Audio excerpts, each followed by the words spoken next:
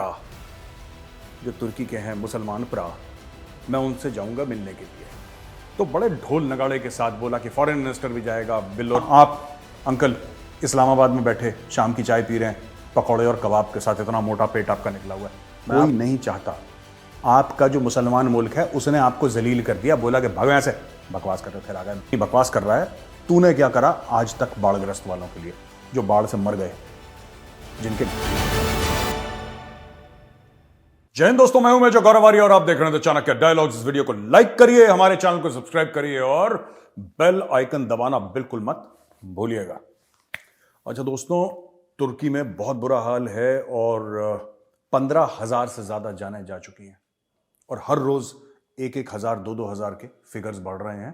मैं भगवान से प्रार्थना करता हूं कि वहां के लोगों को कुछ आराम दें और जानें जितनी गई वो तो गई हैं, लेकिन जो लोग रबल के नीचे, जो मलबे के नीचे फंसे हैं, वो और ठीक ठाक निकल जाएं और घर परिवार से अपने मिल जाएं।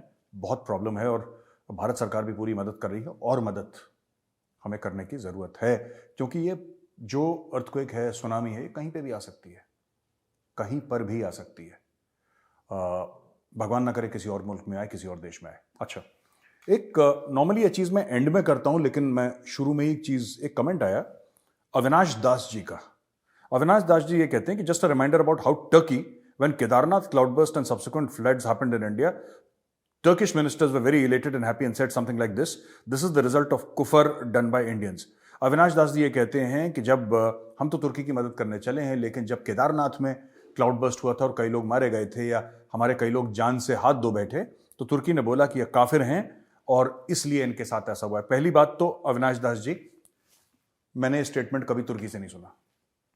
मैं ये नहीं कह रहा आप गलत बोल रहे हैं, हो सकता है आपको किसी ने सुनाया हो, उनको किसी ने सुनाया हो, किसी के चाचा मामा ने उसको सुनाया हो, ये मैंने नहीं सुना।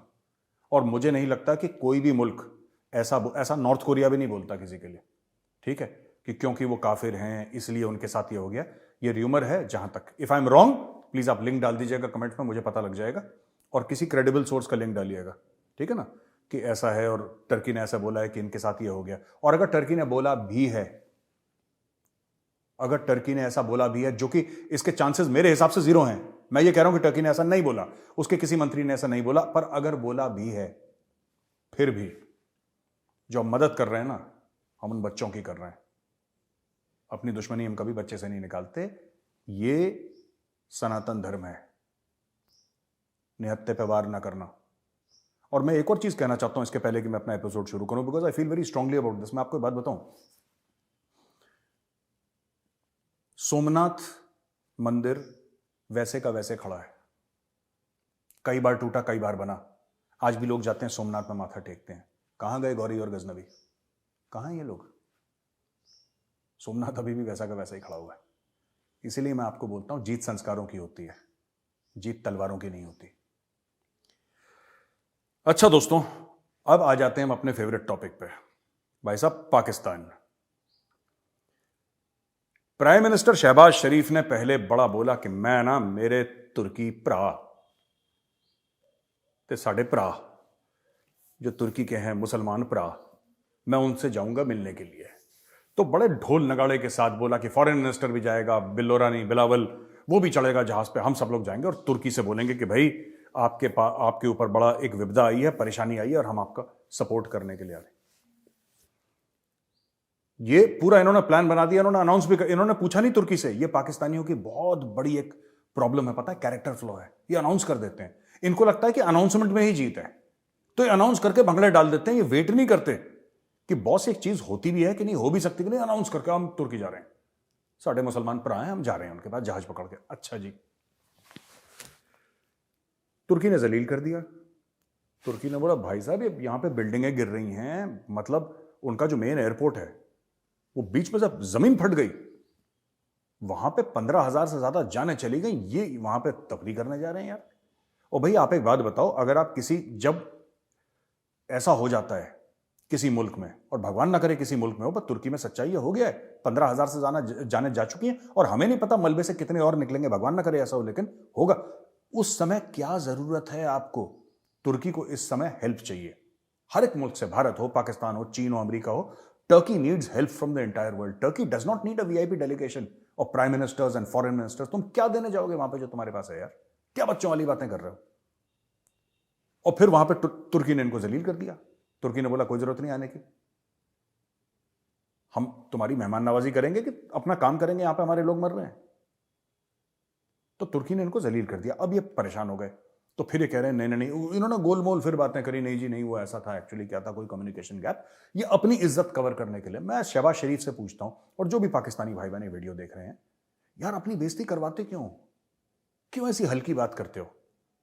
आपको यह अनाउंसमेंट करनी चाहिए कि हम इतने रुपए, या आपके पास अगर अभी फाइनेंशियल आपकी पोजीशन नहीं है तो आप बोलिए हम इतना मैन पावर भेज रहे हैं, ये कर रहे हैं, वो कर रहे हैं, ये कर रहे हैं, दुनिया भर की चीजें, और पाकिस्तानी एयरफोर्स का जो जहाज है, और जो भी आप भेजना चाहते हैं, डॉक्टर्स भेजना चाहते हैं, जो भी व्हाटएवर, अपनी अपनी हैसियत के हिसाब से हर मुल्क हेल्प कर रहा है, आप भेजिए। पर यह कहां की बात है कि वहां पे यार वो लोग लाशें ढो रहे हैं और आप कह रहे हैं यहां पे प्रधानमंत्री पहुंच रहा है। आप ये चाहते हैं कि आप 2-3-4 दिन टर्की में रहें, 5 स्टार होटल में जो खड़ा हुआ है बेचारा, बाकी तो पड़े हुए हैं, वहां पे रहेंगे और आप वहां पे ऐश करेंगे और फोटो सेशन करेंगे और अर्दोगान के साथ कि हम लोग मुसलमान मुसलमान भाई। मैं जानता हूं क्या दिमाग लेके शहबाज शरीफ गया होगा वहां पे। इसको घर पे IMF से मार पड़ रही है, इसको घर पे इमरान खान से मार पड़ रही है, इसको महंगाई की मार पड़ रही है, पॉलिटिकल इंस्टेबिलिटी की मार पड़ रही है, इकोनॉमिक कोलैप्स की मार पड़ रही है।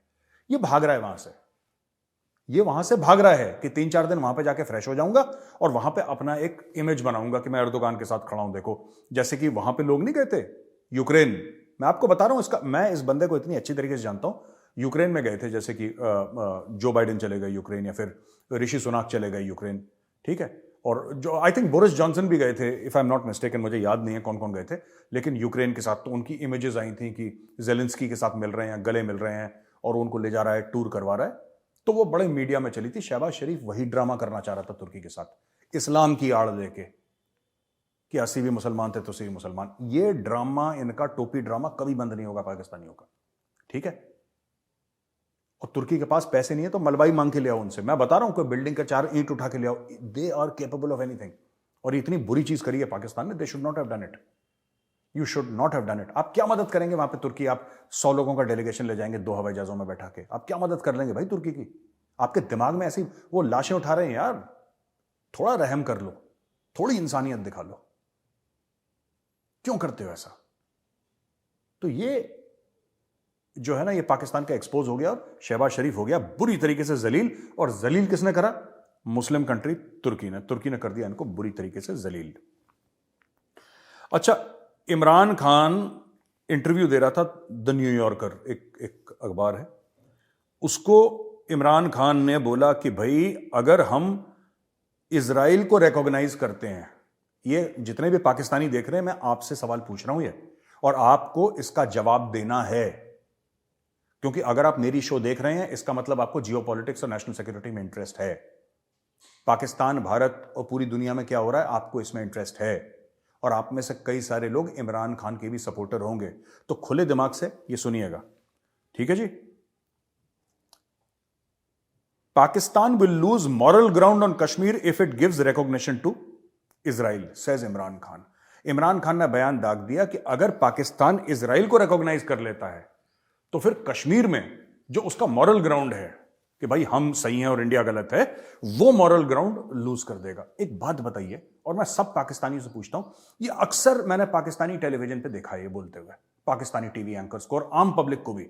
आम पब्लिक भी, जो सड़क पे जो लोग चल रहे हैं, जिनकी दुकानें चल रही हैं, वो भी बोलते हमारे ऊपर बड़ा दबाव डाला जा रहा है कि इजराइल को रिकॉग्नाइज कर लो, हमारे ऊपर बड़ा दबाव डाला जा रहा है कि इजराइल को रिकॉग्नाइज कर लो। हमारे ऊपर कौन डाल रहा है तुम्हारे ऊपर प्रेशर यार?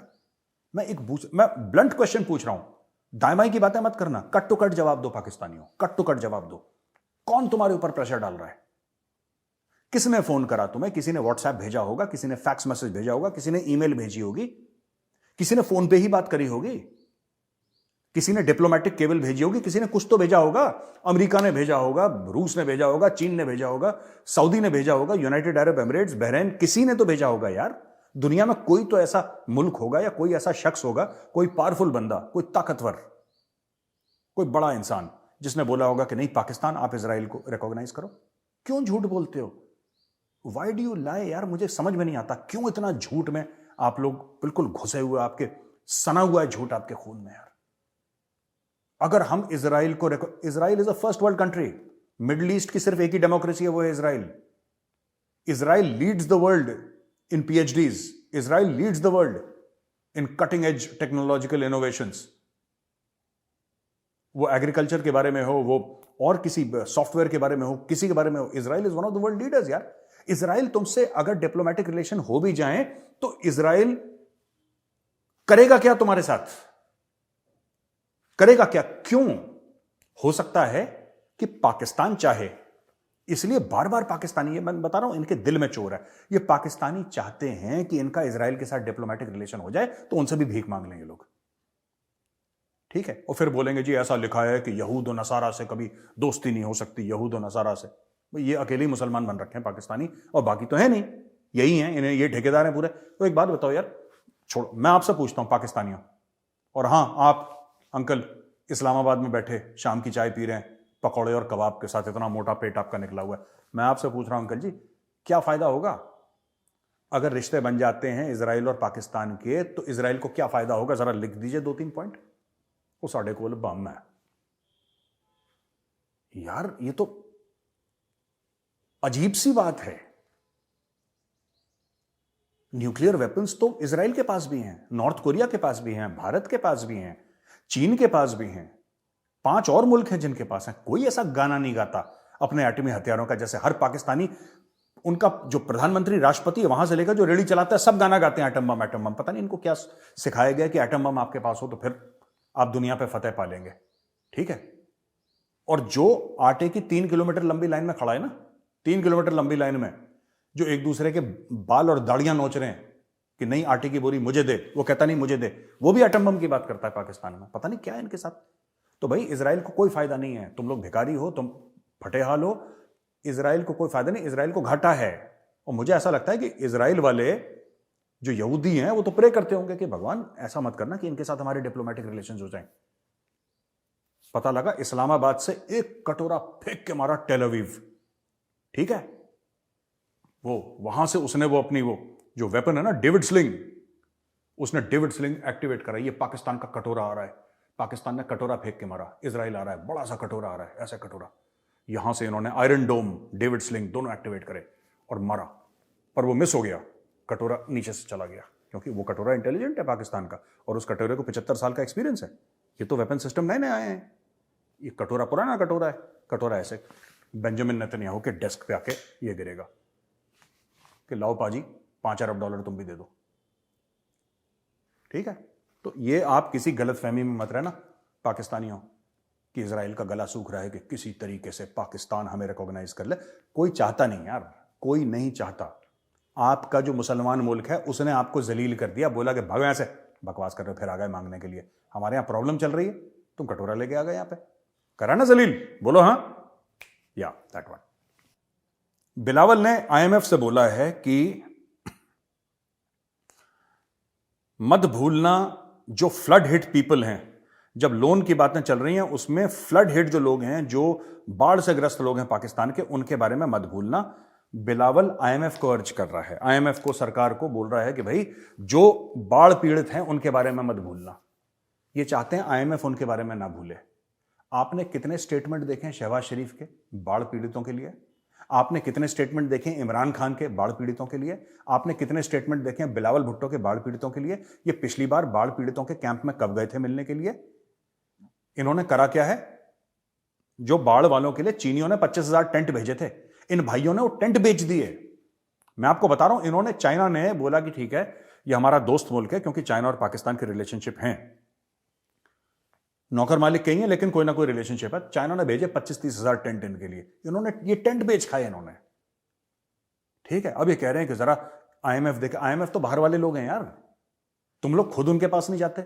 कब आपने पिछली बार, मैं तो रोज पढ़ता हूं पाकिस्तानी न्यूज, ठीक है, द न्यूज इंटरनेशनल पढ़ता हूं, मैं डॉन पढ़ता हूं, मैं जियो पढ़ता हूं, मैं उनकी टीवी, मैंने पिछली बार तो देखा नहीं कब ये गए वहां पे जो इनके कैंप्स लगे हुए हैं, रीबिल्डिंग की क्या एक्सरसाइज चल रही है, जो स्कूल घर चले गए उसके बाढ़ में बह गए उसके बारे में क्या, कोई मिसिंग पर्सन की रिपोर्ट की इतने लोग नहीं मिले, क्या है, ये सब डिस्कशन होते हैं ना पार्लियामेंट में होते हैं सब डिस्कशन कि जनाब इतने हजार लोग हमारे, इतने ये हैं मिसिंग, इसकी ये रिपोर्ट है। हमने तो नहीं देखा। कश्मीर कश्मीर कश्मीर करते रहते हो, या इजराइल को हम आंखें दिखा देंगे, कोई आंखें मैली होंगी ये तुम्हारी आंखें मैली, तुम पता नहीं उठ के मुंह धोते हो कि नहीं धोते, पता नहीं मैली आंखें क्या होता है, ये मैं आज तक नहीं समझ पाया।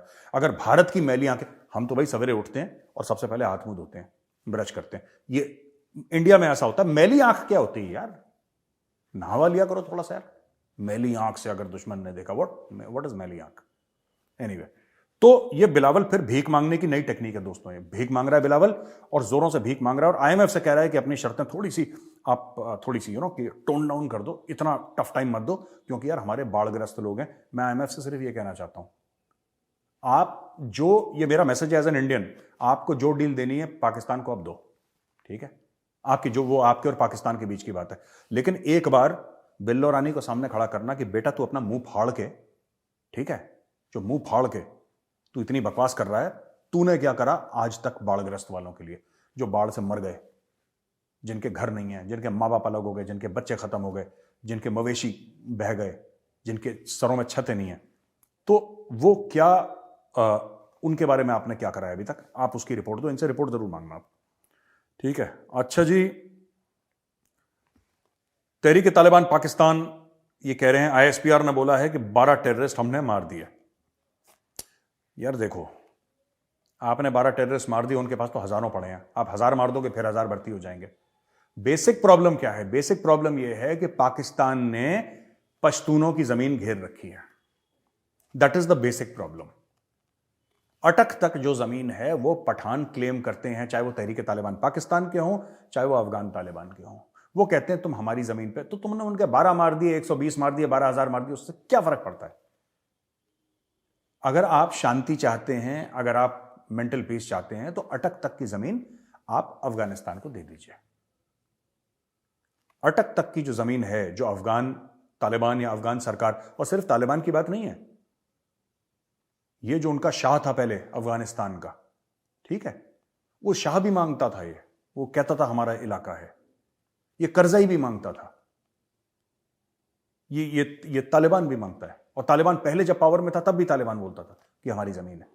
ये आज, ये अंग्रेजों ने जब डिवाइड करा, अंग्रेजों ने एक लकीर खींच दी जल्दबाजी में और भाग गए वहां से।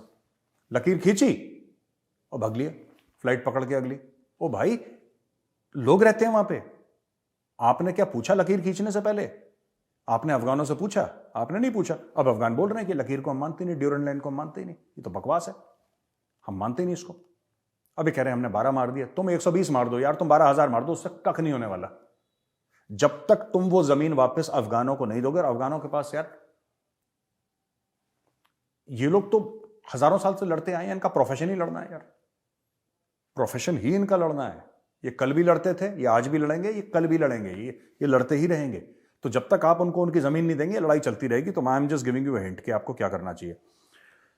अच्छा जी, ये चाइना से एक खबर है कि चाइनीज स्पाई बलून्स जो हैं, इन्होंने कई सारी कंट्रीज को टारगेट करा है, और इसमें शामिल इंडिया। तो चाइनीज ने बैलून, अच्छा चाइनीज भी ना, ओरिजिनलिटी नहीं है इनमें, क्योंकि सारा का सारा जो इनका टेक्नोलॉजी वो तो चोरी की है, अमेरिकन से चोरी करी है चाइनीज ने। Chinese have created nothing, zero. उन्होंने अमेरिका से चोरी करी, और यहां पे चिंग चोंग और पिंग पोंग और लू विन को बुलाया और बोला देखो चिंग पिंग लू, तुम एक काम करो, तुम ये गाड़ी बनाओ। अमेरिका से हमने गाड़ी खरीदी, इसको नटवट खोलो, इसका रिवर्स इंजीनियरिंग करो और बना दो। अगर पकड़े गए तो विल ब्रेजन इट आउट, हम बोलेंगे हमने तो चोरी करी नहीं। और ज्यादा पकड़े गए तो हम बोल देंगे अच्छा जी सॉरी, मट्टी पाओ, पुरानी चीज है, आगे बढ़ो। So that is something that China has done. Intellectual property rights China ने चोरी कर करके अपना एक एम्पायर खड़ा कर दिया। सारा चोरी पे है चाइना का माल, ठीक है। अब मैं स्पाई बलून के बारे में ऐसा क्यों बोल रहा हूं, देखिए बात यह है कि अमेरिका ने स्पाई बलून को मारा और गिरा दिया। ये कहां गिराया? Off the coast of South Carolina in the Atlantic Ocean. ये सैटरडे को मार दिया था। मुझे ऐसा लगता है कि ये जो चाइना का मामला है ना, चाइना ने कई सारे देशों में छोड़ा है, और सबसे एक ही झूठ बोला चाइना ने कि यार वो हवा ऐसी चल रही थी ना, वो हवा से इधर हो गया। मतलब इंडिया में भी हो गया, और दर्जनों देशों में ऐसा हो गया, सिर्फ अमेरिका में नहीं हुआ, हर जगह ये बलून घूम रहा है चाइना का। और चाइना से अमेरिका कितनी दूर है, सोचो आप, कितनी दूर है अमेरिका। तो अमेरिकन ने मार दिया, हमारे ऊपर आएगा, हमारे एयर स्पेस में, हमें भी इसको मार देना चाहिए चाइना को, चाइनीज बैलून को, चाइना को नहीं, चाइनीज बैलून को। ऑलराइट। अच्छा, ऑस्ट्रेलिया ने भी ये बोल दिया है कि जो चाइनीज मेड सिक्योरिटी कैमरा हैं, इनके नेशनल वॉर मेमोरियल में, ऑस्ट्रेलिया का जो नेशनल वॉर मेमोरियल हमारा भी तो ना भारत में यहां पे, तो ऑस्ट्रेलिया का नेशनल वॉर मेमोरियल है, वहां पे चाइनीज मेड सिक्योरिटी कैमराज हैं, वहां से हम हटा देंगे। ठीक है, ये surveillance cameras manufactured by HIK vision, hike vision या कुछ ऐसी नाम है, HIK विजन जो भी है, HIKVISION, partly owned by Chinese state. Investors will be removed from the Australian War Memorial in Canberra by mid-2023, according to the Canberra Times. यहां पे ये डर है कि Chinese made electronic equipment could be used for spying. Let the British government to ban security cameras made by companies subject to Chinese security laws from sensitive buildings. ये अंग्रेज कर चुके हैं, पहले ब्रिटिश कर चुके हैं, अब ऑस्ट्रेलियंस कर रहे हैं। और मैं एक और चीज बताऊं, मैं छोटी सी चीज कहना चाहता हूं सरकार के लिए, कई लोगों को मेरी ये बात पसंद नहीं आएगी। ठीक है, अभी भी हमारे जो सेंसिटिव लोकेशंस हैं, सेंसिटिव इदारे हैं, वहां पे लोग चाइनीज फोन यूज करते हैं। ये मैं ऑन रिकॉर्ड बोल रहा हूं, मैं ऑन रिकॉर्ड बोल रहा हूं, बड़ी जिम्मेदारी के साथ बोल रहा हूं। MOD के अंदर जो लोग काम करते हैं वो चाइनीज फोन इस्तेमाल करते हैं, क्योंकि चाइनीज फोन आपको इजीली मिल जाते हैं। मैं सरकार से ये कहता हूं कि आपके पास पैसे की कोई कमी नहीं है, आप उनको इंडियन फोन्स प्रोवाइड करिए, कोई दिक्कत नहीं। कितना पैसा खर्च होगा? जो क्रिटिकल इंफॉर्मेशन रखते हैं, करोड़, 2 करोड़, 5 करोड़, 10 करोड़, दैट्स पीनट्स, वो तो कुछ भी नहीं है। आप इनको, अगर आपको लगता है कि कोई इंडियन फोन्स हैं वो ज़्यादा अच्छे नहीं हैं और इनको अच्छी क्वालिटी के फ़ोन देने चाहिए, आप इन सबको एप्पल फ़ोन दीजिए ना, इंडिया में तो बन रहे हैं एप्पल फ़ोन, सबको पकड़ाइए, ऑफिशियली इशू करिए और बोलना कि आप अगर अंदर लाओगे बिल्डिंग के तो आप ये वाला फ़ोन लेकर आओगे, दूसरा वाला फ़ोन नहीं लेकर आओगे। आप इनको सैमसंग के फ़ोन दे दो, एप्पल के नहीं देने तो सैमसंग के फ़ोन दो, सोनी के फ़ोन दे दो, पर ये देखना कि मेड इन चाइना ना हो, क्योंकि कोई भी कंपनी का फ़ोन, चाहे वो सोनी जापानीज कंपनी है, but if it is made in China it is suspect. वैसे इंडिया में भी बन रहे हैं काफी, but every Chinese equipment, electronic equipment, मैं आपको जिम्मेदारी के साथ बता रहा हूं। और ये मैंने बात करी थी एक बंदे से, वो डिजिटल उसके बारे में, ही इज अ मास्टर, और हम कोशिश करेंगे कि अगले चाणक्य डायलॉग्स में उनको लेकर आए। वो मास्टर है, उस बंदे ने मुझे बताया कि every electronic platform which has a chip, right, Chinese use it in some form or the other for data collection.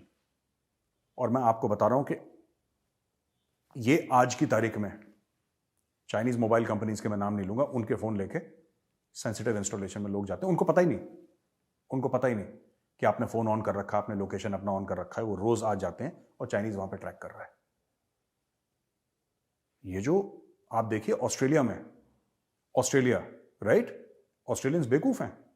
CCTV camera अगर चाइना से बना भी है, उसका चाइना से क्या लेने देना है? कोई भी नॉर्मल आदमी ये सोचेगा भाई उसका जो रिकॉर्डिंग का बॉक्स है वो ऑस्ट्रेलिया में है, कैमरा ऑस्ट्रेलिया में है। ऐसा नहीं है। जो ब्रिटिश ने हटाया है, they are very intelligent people, उनको पता है। हमें भी ये करना चाहिए। मैं ये नहीं कह रहा कि इन कंपनीज को, आइडियली तो इन कंपनीज को निकाल देना चाहिए, ये जितने भी हैं चाइनीज कंपनीज, लेकिन आपको एक बात, आपके सेंसिटिव इंस्टॉलेशन के अंदर चाइनीज फोन लेकर लोग जा रहे हैं आज की तारीख में। मैंने अपनी आंखों से देखा है, ये मेरी गवाही है, मैंने अपनी आंखों से देखा है। They use Chinese phones, sophisticated Chinese phones अपने साथ लेकर जाते हैं और उनको पता ही नहीं बेचारों को कि वो क्या कर रहे हैं। This must be stopped. दोस्तों, क्वेश्चन एंड आंसर्स की बात हो जाए, ज्यादा सवाल नहीं है मेरे पास, आज कम ही है, तो मैं 3 सवाल ही ले पाऊंगा। गौरव ओबरॉय साहब हैं, I am following you since I was NCC cadet 6 years ago। ये कह रहे हैं कि पाकिस्तानी यूट्यूबर्स हैं, वो वीडियोस बनाते हैं जिसके बारे में भारत की अवेयरनेस हो, ठीक है, और ये इंडिया के पॉजिटिव साइड शो करते हैं। 75 साल भी हो गए, तो आपको लगता है कि 3-4 जो जनरेशन, जो नस्लें चली गई हैं, इनमें जो नफरत है भारत के लिए वो खत्म हो जाएगी, या फिर ये जो यूट्यूबर हैं ये एक प्रोपेगेंडा कर रहे हैं? जो पाकिस्तानी यूट्यूबर हैं जो लोगों से पूछते हैं कि भाई आप इंडिया के बारे में क्या, मुझे नहीं लगता कि ये प्रोपेगेंडा कर रहे हैं, मुझे नहीं लगता। और मुझे लगता है कि उसमें से कुछ हैं जो सही में दिल से चाहते हैं कि चीजें बेहतर हों, ये मेरा मानना है। और दूसरी चीज की, इंडिया में यूट्यूब देखने वाले ज्यादा हैं, तो जाहिर सी बात है जब आप भारत की बात करेंगे तो भारतवासी देखेगा, तो आपके सब्सक्राइबर बढ़ते हैं, आपका रेवेन्यू बढ़ता है, ये भी है। तो इसमें ऐसा नहीं कि सिर्फ पैसे के लिए कर रहे हैं। There are some people who genuinely, 2-3 को मैं भी फॉलो करता हूं, मैं नाम नहीं लूंगा उनके, लेकिन वो जेन्युइनली चाहते हैं कि चीजें बेहतर हों, जेन्युइनली चाहते हैं बेहतर हों। मैं पाकिस्तानी यूट्यूबर्स की बात कर रहा हूं। क्या जहर खत्म हो जाएगा? ये जहर कभी नहीं खत्म होने वाला, क्योंकि ये जो जहर है ना, जो आपने बोला, जो दिलों में भारत के लिए, हिंदुओं के लिए जो जहर है, ये वो गोंद है जो पाकिस्तान को जोड़ के रखता है। आप तो कह रहे हैं साहब गोंद हटा लो, वो बिखर जाएगा। What is keeping Pakistan together? Pakistan में ऐसी कोई क्वालिटी नहीं है। पाकिस्तान में इंफॉर्मेशन टेक्नोलॉजी नहीं है, उनकी डिप्लोमेसी नहीं है, उनकी इकोनॉमी नहीं है, उनमें कुछ नहीं है। एक फौज है पाकिस्तान में और एक हिंदू हेट्रेड और इंडिया हेट्रेड है, बस। ये जो नफरत है, ये नफरत पाकिस्तान को जोड़ के रखी है। इसलिए नहीं कि सिंधी जो है वो बलोच से बहुत प्यार करता है, पंजाबी जो है वो पश्तून से बहुत प्यार करता है और एक दूसरे को भाई समझते हैं। ये झूठ बोलते हैं टीवी पे कि सब हमारे भाई हैं, सब मुसलमान हैं। क्या मुसलमान है? मस्जिद के अंदर 100 लोग उड़ा दिए। भाई ये कहां का प्यार है यार? ये तो this is beyond me, this is beyond me. उसी पेशावर में इन्होंने 130 बच्चे मार दिए, मासूम बच्चे, बेचारे स्कूल में पढ़ने वाले बच्चे। फिर कहते हैं कि ये कलमे पे बना था पाकिस्तान और अमन का गहवारा बनेगा। ये सब डायलॉगबाजी करते रहते हैं ये, बट ये जहर नहीं जाने वाला। ये जहर खून में है और ये जहर रहेगा, क्योंकि जो पाकिस्तानी डीप स्टेट है, पाकिस्तानी एस्टेब्लिशमेंट है, उसको पता है कि जिस दिन भारत और पाकिस्तान के रिलेशन नॉर्मल हो गए, उस दिन पाकिस्तान की लुटिया डूब गई। इसीलिए जब वाजपेयी जी गए थे ना, वाजपेयी जी गए थे, तब कारगिल हुआ था। कारगिल हुआ था ना उसके बाद, वाजपेयी जी के जाने के बाद। जब मोदी जी गए थे उसके बाद पठानकोट हुआ था। वो होना था, वो होना था। जो बंदा जाएगा भारत से अपने रिलेशनशिप नॉर्मल करने के लिए, पाकिस्तानी डीप स्टेट कोई आतंकवादी हरकत, कोई ऐसा एक्शन करेगा कि जिससे ना हो रिलेशन ठीक। क्यों? क्योंकि वो पूरा मुल्क बना है हेट्रेड पे, नफरत पे बना है कि हिंदू और मुसलमान एक साथ नहीं रह सकते। टू नेशन थ्योरी क्या है, पढ़िए जरा, आपको पता लग जाएगा टू नेशन थ्योरी क्या है। तो इसलिए मैं बोल रहा हूं, ये सब ये फालतू की बातें हैं, ठीक है? ये कभी नहीं ठीक होंगे। Ashwin Thapar, Jain sir, I am based in Australia and regularly watch your show. My question is that Pakistan is facing a lot of internal threats and external, financial, political and military. So does the general population of Pakistan not revolt against their incompetent rulers? Thank you. देखिए अश्विन थापर जी, आप ये पूछ रहे हैं कि पाकिस्तान में इतनी problems हैं, तो पाकिस्तानी अपने रूलर्स, जो उनके जो सियासतदान है, जो उनको रूल कर रहे हैं, उनके खिलाफ ये बगावत क्यों नहीं कर देते? ये आपका सवाल है, अगर मैं ठीक से समझ पाया हूं। अश्विन जी, ऐसा है ना कि मैं आपको छोटा सा एग्जांपल देता हूं। अगर आप शहीद भगत सिंह का नाम न लें, लाला लाजपत राय का नाम न लें, और ये 2-4 जो फ्रीडम फाइटर्स थे, राइट, जिन्होंने अपनी जानें दी, जिन्होंने लाठियां खाई, जो सूली पर चढ़ गए, मतलब ये तो नाम ऐसे हैं कि हम इनके बारे में सोच नहीं सकते। अब मैं एक बात बताता हूं, जो पाकिस्तान का एरिया है ना, पाकिस्तान इज 96%, 97% मुस्लिम। मैं आपके सवाल का जवाब दे रहा हूं। पाकिस्तान 96-97% मुसलमान है। जो आजादी के लिए जिन्होंने अपनी जानें दी हैं, वो पश्तून थे, वो बलोच थे। जो वहां के मुसलमान थे ना, ये जो अभी एरिया जो है खैबर पख्तूनख्वा और बलूचिस्तान, यहां पे एक वो कहता था कि वो, पता नहीं, मुझे याद है, मैंने पढ़ा है कहीं पे, मुझे याद अभी, इट्स जस्ट मिसिंग, होता है ना कभी कभी, याद नहीं आती चीजें। जहां तक नजरें देखी पेड़, क्योंकि बलूचिस्तान इट्स डेजर्ट, तो वहां पे पेड़ बड़े कम हैं, पर वो कह रहा था उस एरिया में पेड़ थे, और जहां तक मैं देखता था वहां देखता था कि बलोचों की बॉडीज टंगी है, लाशें टंगी है, कितने लोगों को फांसी दे दी थी। जो भारत की आजादी के लिए लड़े थे, ये पंजाबी मुसलमान थोड़ा ना लड़े थे, ये तो मिले हुए थे अंग्रेजों के साथ। Punjabi Muslims, they did not fight. ये तो जी हुजूर, ये लोग पार्टी करने वाले लोग हैं यार, एंजॉय, लाहौरी चूरन, ये एंजॉय करने वाले लोग हैं। आपने किस पठान को देखा है? आपने किस पठान को देखा है जो अंग्रेजों के पैर पे गिर गया? देखा है आपने किसी पठान को? आपने किसी बलोच को देखा है कि IMF के पैर में पड़ गया? आपने कभी नहीं देखा होगा।